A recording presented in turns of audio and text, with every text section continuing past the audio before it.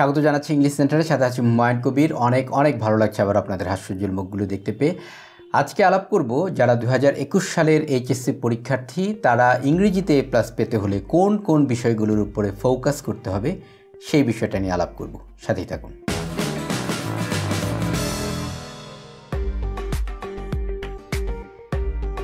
আপনারা নিশ্চয়ই জানেন সিলেবাসটি ইতোমধ্যেই সংক্ষিপ্ত করা হয়েছে, আর সেই সংক্ষিপ্ত সিলেবাসে কিছু কিছু জিনিস বাদ গিয়েছে এবং কিছু কিছু বিষয়ের নম্বর বেড়ে গেছে। চলুন আমরা আগে সিলেবাসটি দেখে নিই। চলুন প্রথমে আমরা ফার্স্ট পেপারের সিলেবাসটি দেখি। ফার্স্ট পেপারে নাম্বার আগের মতো 100 নাম্বারই থাকবে, তবে যে যে জায়গাতে পরিবর্তন হয়েছে সেই জায়গাগুলো আমরা একটু দেখি। প্রথমে দেখুন, এখানে মাল্টিপল চয়েস কোয়েশ্চেন যেটা ছিল আগে, এখানে ছিল 5 আর এখন এখানে হয়েছে 10। তারপরে কোয়েশ্চেন আনসার এখানে আগে ছিল 10, এখন হয়েছে 15, অর্থাৎ 5 বেড়েছে। আর ক্লোজ টেস্ট এখানে ছিল 5, এখানে হয়েছে 10। উইদাউট ক্লুজ আগে এখানে ছিল 10, এখনও 10। আর রিঅ্যারেঞ্জ এখানে ছিল 10, এখনও 10। প্যারাগ্রাফ এখানে ছিল আগে 10, এখন এখানে হয়েছে 15। স্টোরি রাইটিং এখানে ছিল 7, এখন এখানে হয়েছে 15। আর ইনফর্মাল রাইটিং এখানে আগে ছিল 5, যেটা এখন হয়েছে 15। তার মানে এই রাইটিং পার্টগুলোতে নাম্বার বেড়েছে। তো আপনারা দেখতে পাচ্ছেন সিলেবাসটা অনেক সংক্ষিপ্ত হয়েছে, তবে রাইটিং পার্টগুলোতে নাম্বার কিন্তু অনেক বাড়িয়ে দেওয়া হয়েছে। এতে করে সিলেবাস সংক্ষিপ্ত হয়ে যে সুবিধাটা হয়েছে, রাইটিং পার্টটা আপনার এই নাম্বারগুলো বেড়ে যাওয়ার কারণে আমাদের এ প্লাস পেতে কিন্তু এখানটাতে একটু সমস্যা হবে। সেজন্য আপনাদের এখানে রাইটিং পার্টগুলোতে ফোকাস করতে হবে, অর্থাৎ রাইটিং পার্টগুলোতে আপনাকে বেশি বেশি নাম্বার ক্যারি করতে হবে। মূল কথা হচ্ছে 10-এর মধ্যে প্যারাগ্রাফে 8 পাওয়াটা যতটা সহজ, 15-এর মধ্যে 12 পাওয়াটা অত কিন্তু সহজ নয়। অর্থাৎ এক্ষেত্রে আমাদেরকে অনেক বেশি সচেতনভাবে লিখতে হবে এবং নিয়মকানুনগুলো জেনেই লিখতে হবে। এখন আপনারা দেখুন, ফার্স্ট পেপারে আমরা রাইটিং পার্ট 4টা ধরতে পারি, অর্থাৎ এই যে কোয়েশ্চেন আনসার, এখানে কিন্তু 15-তে 15 পাওয়া সম্ভব হবে না। আপনার এখানে 15-তে আপনি হয়তো 10 পাবেন, তাহলে 5 মার্কস এখানে ছুটে যাওয়ার সম্ভাবনা রয়েছে। আবার এখানে হলো আপনার 5 মার্কস ছুটে যাওয়ার সম্ভাবনা আছে। স্টোরিতেও 5 ছুটে যাওয়ার সম্ভাবনা আছে। ইনফর্মাল লেটার এখানেও 5 ছুটে যাওয়ার সম্ভাবনা আছে। আমি যদি ধরি যে মাল্টিপল চয়েস কোয়েশ্চেনে আপনি 10-এ 10ই পাবেন, আর এখানে উইথ ক্লুজ উইদাউট ক্লুজ এখানে আপনার 10, 10, 20, 20-এ 20ই পেলেন, রিঅ্যারেঞ্জ 10-এ 10ই পেলেন, তথাপিও কিন্তু কাটায় এখানে আমার নাম্বার হয়ে যাচ্ছে হলো 80। কারণ এখানে যদি আমি 5 মার্কস ছেড়ে দিই, এখানে যদি 5 করে ছেড়ে দিই, তাহলে 3 5 15, মোট আমার 20 নাম্বার কিন্তু চলে যায়। তাহলে যেটা করতে হবে, এভাবে কাটায় আপনার নাম্বার ছাড়া যাবে না, কিছু নাম্বার হলেও ক্যারি করার চেষ্টা করতে হবে। অর্থাৎ এখানে যাতে 2টা নাম্বার বাড়ে, এখানে যাতে 2টা নাম্বার বা একটা নাম্বার বাড়ে, এখানে যাতে 2 বা 1 বাড়ে, এখানে যাতে 2 বা 1 বাড়ে, এই চেষ্টাগুলো করতে হবে। সুতরাং মূল ফোকাসটা কিন্তু চলে আসছে এখন রাইটিংগুলোতে, কারণ এই রাইটিংয়ে কিন্তু নাম্বার তোলা ওই আপনার ধরেন মাল্টিপল চয়েস কোয়েশ্চেন বা ক্লোজ টেস্ট অথবা রিঅ্যারেঞ্জ, যেগুলোতে যতটা সহজে নাম্বার তোলা যায়, এই রাইটিংগুলোতে কিন্তু অত বেশি নাম্বার তোলা যায় না। ফলে এই জায়গাগুলোতে কিন্তু আপনাদের ফোকাস 100 থাকতে হবে। অর্থাৎ যদি এখানে নাম্বার চলে যায়, তাহলে আপনার এ প্লাসেও ছুটে যাওয়ার সম্ভাবনা থাকবে। অর্থাৎ আপনারা দেখতে পাচ্ছেন যে সিলেবাসটা প্রণয়ন করা হয়েছে, এই সিলেবাসটাতে পাস করা সহজ, কিন্তু এ প্লাস পেতে হলে কিন্তু রাইটিংয়ে অবশ্যই আপনাকে দক্ষতা প্রদর্শন করতে হবে। ফার্স্ট পেপারে আরেকটু কথা বলতে চাই, এখানে যে ইউনিটগুলো দেওয়া হয়েছে আর এখানে যে বিবরণগুলো দেওয়া হয়েছে, অর্থাৎ ইউনিট 1, এটা বই থেকে বই কিন্তু ভ্যারি করে। অর্থাৎ আপনার 2021 সালের বইয়ের সাথে কিন্তু আপনাদের এগুলো সবগুলো মিলবে না, আবার অনুরূপভাবে 2018 সালের বইয়ের সাথেও কিন্তু মিলবে না। অর্থাৎ এগুলো আপনাদের পড়ে নিতে হবে। অর্থাৎ ইউনিট 1 এখানে যেমন আছে people and institutions making history, এইটা একটা। তারপরে ইউনিট 2, তারপরে গ্রেট সায়েন্টিফিক অ্যাচিভমেন্টস, এগুলো কিন্তু মিলিয়ে নিতে হবে। যেমন এটা আগের বইতে ছিল ইউনিট 10-এ। অর্থাৎ আপনারা যাতে এখানে মিসলেড না হন, 2021-এর যে বইটা আছে সেই বইয়ের সাথেও কিন্তু এগুলো মিলে না। সুতরাং এই ব্যাপারে আপনারা একটু যত্নবান হবেন। যে ইউনিটগুলো আছে, ইউনিট 1 থেকে 4 পর্যন্ত আছে, এরপরে আছে হলো আপনার 5ও আছে, 7 আছে, তারপরে হলো 12, এই কয়টা যে 7টা ইউনিট আছে আপনাদের, এগুলোর ব্যাপারে কিন্তু একটু যত্নবান হতে হবে। তা না হলে যে ভুল করে আপনি অন্যগুলো পড়ে যেতে পারেন। অর্থাৎ ফার্স্ট পেপারে যে জিনিসটা দেখলাম, এখানে আপনাদের নাম্বার তোলাটা তুলনামূলকভাবে সহজ হবে, তবে 4টা জায়গাতে নাম্বার তোলাটা সহজ হবে না। এর মধ্যে 3টা আছে রাইটিং পার্ট, 3টাতে 45 মার্কস, আর কোয়েশ্চেন আনসার সেখানে হলো আপনার 15, টোটাল হচ্ছে 60 মার্কস। অর্থাৎ এই রাইটিং পার্টগুলোতে 100% আপনাকে ফোকাস দিতে হবে, আদারওয়াইজ কিন্তু A+ মিস হয়ে যাবে ফার্স্ট পেপারে। এবার চলুন আমরা সেকেন্ড পেপারটা একটু দেখি সিলেবাসটা, তারপরে সেকেন্ড পেপারের অ্যানালিসিস নিয়ে একটু কথা বলবো। সেকেন্ড পেপারে আপনাদের 3টা গ্রামার আইটেম বাদ দেওয়া হয়েছে। একটা হচ্ছে আর্টিকেল, তারপরে ট্রান্সফরমেশন, আরেকটা হচ্ছে প্রোনাউন রেফারেন্স। এই 3টা বাদে বাকি যে 9টা গ্রামার ছিল সেই 9টা গ্রামারের উপরই 60 মার্কস আছে। চলুন নাম্বার ডিস্ট্রিবিউশনগুলো আমরা একটু দেখি। আপনারা জানেন যে আগের সিলেবাসে যা ছিল সবগুলো 5 করেছিল, এবারে কোনো আইটেমে একটু নাম্বার বাড়ানো হয়েছে।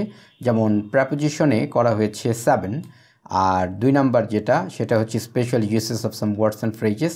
এটা আপনাদের বইয়ের সবচেয়ে সহজ একটি গ্রামার এবং এখানে নাম্বার রাখা হয়েছে 8, অর্থাৎ উদ্দেশ্য হচ্ছে যাতে স্টুডেন্টরা সহজে পাস করে যায়। আর তারপরে হচ্ছে কমপ্লিটিং সেন্টেন্স, সেখানে রাখা হয়েছে 7, আর তারপরে হলো রাইট ফর্ম অফ ভার্বস, এখানেও রাখা হয়েছে 7, আর ন্যারেশন এখানে হলো 5, মডিফায়ার্স এখানে হলো 5, তারপরে কানেক্টার্স এখানে হলো 7, সিনোনিম অ্যান্টোনিমে হলো 7, পাংচুয়েশন মার্কস এখানে হলো 7। এই হচ্ছে গ্রামারে 60 মার্কস। আরও রইল আপনার কম্পোজিশনে 40 মার্কস, এখানে হচ্ছে ফর্মাল লেটার, এখানে হচ্ছে 10 মার্কস। আর প্যারাগ্রাফে দেখুন, এখানে প্যারাগ্রাফ 200 ওয়ার্ডের মধ্যে প্যারাগ্রাফ লিখতে হবে, এখানে হচ্ছে 15 নাম্বার। আরেকটি প্যারাগ্রাফ লিখতে হবে, এটা হচ্ছে 15 নাম্বার, অর্থাৎ 2টা প্যারাগ্রাফ, এখানে হচ্ছে 30 মার্কস। আর ফার্স্ট পেপারে আমরা আরেকটা প্যারাগ্রাফ দেখেছিলাম, সেখানেও ছিল 15 মার্কস। তবে এর আগেরটার সাথে এটার পার্থক্য হচ্ছে এটা কিন্তু লিস্টিং অ্যান্ড ডেসক্রিপশন টাইপের প্যারাগ্রাফ, আর এটা হচ্ছে আরেকটা প্যারাগ্রাফ, সেটা হচ্ছে কম্পেয়ার অ্যান্ড কন্ট্রাস্ট অথবা কজ অ্যান্ড ইফেক্টের আরেকটা হলো প্যারাগ্রাফ। অর্থাৎ এই যে প্যারাগ্রাফগুলো, এই প্যারাগ্রাফগুলো কিন্তু বুঝে লিখতে হবে, অর্থাৎ গদ বাঁধা প্যারাগ্রাফ লিখলেই হবে না। তাহলে আপনারা দেখতে পাচ্ছেন ফার্স্ট পেপারের থেকে সেকেন্ড পেপারে আপনাদের নাম্বার ক্যারি করাটা তুলনামূলকভাবে সহজ হবে যদি প্যারাগ্রাফগুলো আপনি ঠিকভাবে লিখতে পারেন। তবে এখানেও আপনার নাম্বার কিছুটা কমে যাওয়ার সম্ভাবনা থাকবে। যেমন গ্রামারে যদি আপনি 60-তে 60ও পান, আমি ধরছি, এটাই তো ফাইনাল নয়, কারণ কিছু নাম্বার তো কিছু জায়গায় ছুটবেই, তারপরেও কিন্তু আপনার নাম্বারটা এখানে বেশি পাওয়ার সম্ভাবনা আছে। যেমন 2টো প্যারাগ্রাফে যদি 5-5-10 চলে যায় আর অ্যাপ্লিকেশনে যদি 2 চলে যায়, তাহলে আপনি 88 পর্যন্ত আশা করতে পারেন যদি গ্রামার ফুলফিল হয়। সেখান থেকে যদি আপনার 3 বা 4 বা 5 চলে যায়, তাহলেও কিন্তু আপনার 83-84 বা 85 নাম্বার এখানে থাকবে। তাহলে সেকেন্ড পেপারে আপনার নাম্বার তুলতে হবে বেশি বেশি। তাহলে A+ পাওয়া বা না পাওয়া আমার মতে নির্ভর করবে হচ্ছে রাইটিং পার্টগুলোর উপরে। অর্থাৎ ফার্স্ট পেপারে যেটা দেখলাম, ওখানে আপনার যে 40 মার্কস আছে রাইটিংয়ের উপরে, এখানে যে 40 মার্কস আছে রাইটিংয়ের উপরে, 40-40-80, এই 80 মার্কসের উপরে কে কত ভালো করতে পারে সেটার উপরে আপনার A+ নির্ভর করবে। কারণ শূন্যস্থান এগুলো দুর্বল ছাত্ররাও পারে, ভালো ছাত্ররাও পারে। গ্রামার মোটামুটি দুর্বল ছাত্ররা ভালো ছাত্ররাও পারে। আবার অনেক সময় অনেকে পরীক্ষার হলে খানিকটা শেয়ারিংয়ের মাধ্যমেও তারা শেয়ার করেও সেখানে ওই নাম্বারগুলো পেয়ে যায়। কিন্তু রাইটিং কিন্তু টোটালি আপনার ইন্ডিভিজুয়াল জিনিস, এখানে আপনাকেই ভালো করতে হবে। সুতরাং রাইটিংয়ে ভালো করতে পারলেই কিন্তু আপনার A+ পাওয়ার সম্ভাবনাটা বেড়ে যাবে। এবার আসুন দুর্বল স্টুডেন্টদেরকে নিয়ে কিছু কথা বলা যাক। আপনারা যদি ফার্স্ট পেপারটা একটু অ্যানালাইসিস করেন, তাহলে দেখবেন মাল্টিপল চয়েস কোয়েশ্চেনে আছে হলো 10 মার্কস, তারপরে উইথ ক্লুজ উইদাউট ক্লুজ এখানে হচ্ছে 20 মার্কস, রিঅ্যারেঞ্জে হলো 10 মার্কস, মানে 40 মার্কস। আপনি যদি এইটুকুকে টার্গেট করেন যে আমি এইটুকু খুব ভালো করে পড়ব, তাহলে এই 40-র মধ্যে কিন্তু অনায়াসেই 30 মার্কস পাওয়া সম্ভব। আর বাকি যেগুলো আপনি যদি না পারেন, কিচ্ছু না পারেন, কোনো সমস্যা নেই, তথাপিও আপনি শুধু আনসার করে আসেন। অর্থাৎ প্যারাগ্রাফ পারলেও 1 পেজ লেখেন, না পারলেও 1 পেজ লেখেন, পারলে আরও বেশি লেখেন। যারা ভালো করতে চান তাদের তো পেজ লিমিট বাড়াতেই হবে। আগেই তো আপনাদের 2 পেজ লিখতে হতো, এখন আপনারা চাইলে 2.5 পেজ বা 3 পেজ পর্যন্ত যেতে পারেন। যেহেতু নাম্বার অনেক, সেই জন্য বলছি প্যারাগ্রাফ আসলে 3 পেজ লেখা এটা সমীচীন নয়, কিন্তু নাম্বার তো দেওয়া হয়েছে 15, আপনি কি করবেন? তো সেই জন্য বাকিগুলো যদি আপনি আনসারও করে আসেন, তাহলেও কিন্তু আপনার ফার্স্ট পেপারে 40 মার্কস অনায়াসে ক্যারি করা সম্ভব, দুর্বল যারা। আর সেকেন্ড পেপারে যদি আপনি কিছু আইটেম দেখেন, যেমন special uses of some words and phrases, খুব সহজ, এটাতে আপনি 8-এ 8 তুলতে পারেন। প্রেপোজিশন যদি আপনি আন্দাজেও লেখেন, তাহলে সেখানে 3-4 করে আসবে। সুতরাং এই সহজ সহজ যে আইটেমগুলো আপনি মোটামুটি পারেন, সেই আইটেমগুলো আপনি টাচ করেন। আর রাইটিং পার্ট যেগুলো আসেন, পারলেও আনসার করবেন, না পারলেও আনসার করবেন, না পারলে আপনি শুধু পেজ ভরে দিয়ে আসবেন, তাহলেও কিছু মার্কস সেখানে পাবেন। সুতরাং এবারের যে সিলেবাস, এই সিলেবাসে ফেল করার কোনো অপরচুনিটি নাই, আপনি চাইলেও ফেল করতে পারবেন না যদি কোড নাম্বার ভুল না করেন। আর যারা এ প্লাস পেতে চান তাদের জন্য আমার পরামর্শ হচ্ছে যে 80 মার্কস রাইটিংয়ের সেই 80 মার্কসে অবশ্যই ভালো করতে হবে।